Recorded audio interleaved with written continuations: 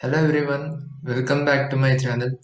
In this video, I am going to show you how we can insert bar and column charts in Excel with the help of this sample data.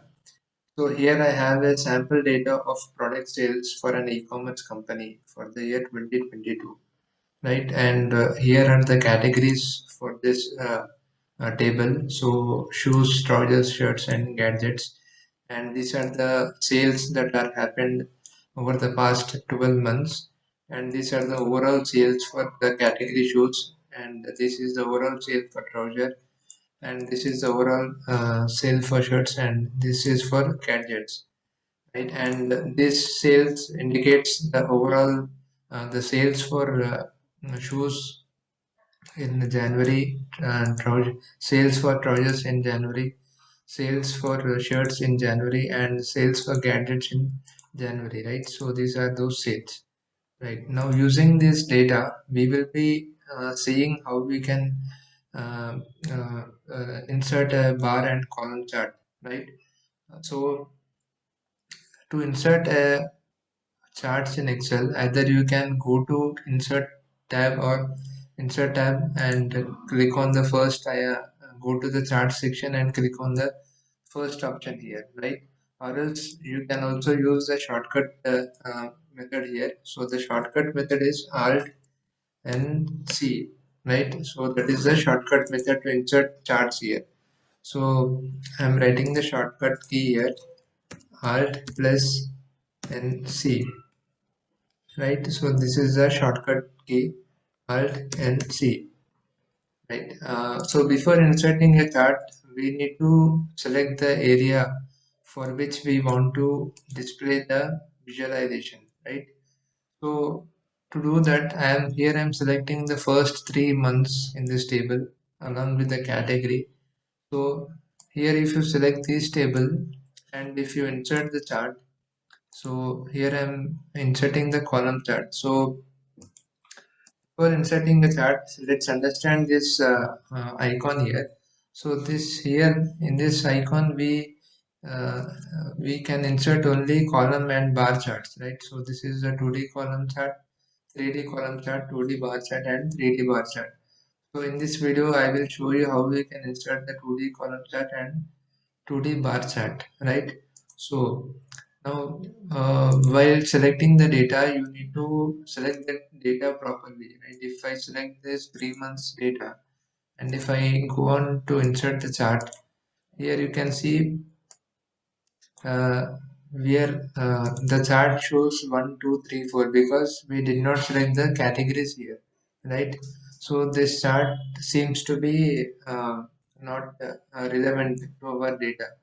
I mean, it is not giving, explaining, it is not clearly explaining what this chart is about, right?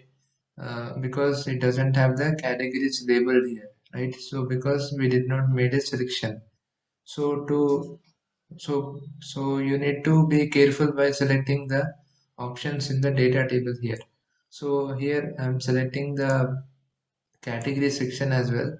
Now, so let me undo this. Right, let me undo this and select that categories along with the first 3 months. And once again, let me insert the chart here. Now you can see we have inserted a chart here, right? So now this chart clearly says that these are the sales for shoes and these are the sales for trousers and these are the sales for shirts and these are for gadgets along with the periods, along with the months, right? January, February, and March. And so this is how you can insert the column chart. So using with this kind of selection here, right? Now let us insert a bar chart. So with the same selection, we will now insert a bar chart. Once again, go to insert and once again go to here and select this 2D bar chart. Right now, let us insert here, and now we got the bar chart. This is column chart and this is bar chart, right? So so now you may have a question like what is the difference between column and bar chart? So the only difference is in the column chart. The graphs which you are seeing here in the blue, orange, and gray lines, those are in vertical lines, right? Those are vertical lines. But in bar chart, the graphs are in horizontal lines, right? And in the column chart, the the x-axis contains the categories and y-axis contains the sales data. But in bar chart, the x-axis contains the sales values and the y-axis contains the categories, right? So that is the main difference between these two charts. Uh, Otherwise, in terms of data, everything is same, right?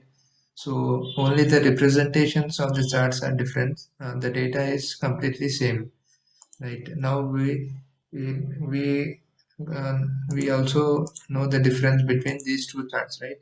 Now let us understand the chart here, right? So why is sure why these graphs are high and why these graphs are low? Because if you look at the sales data here, so the shoe has the highest number of sales in the first 3 months, right? 49,832 sales in January and 47 and 40,000 sales in March. Compared to other category sales, shoe has the highest number of sales. So that is the reason why we got the graphs here, right? So the graphs length is high for shoes because the sales are in high compared to these three categories. Shoes sales are high, right? So that is how the column chart has been represented. So which category has the lowest sales? The shirts category has the lowest sales, right? So that is how you need to understand the uh, chart here, right? Now I am removing these charts here. Now one more thing, whenever you are selecting a data, now suppose if I want to select the last 3 months along with the categories, then how will I select that? How will I make that selection? I can't simply select this everything, right? Because I only want the last 3 months data and the categories column.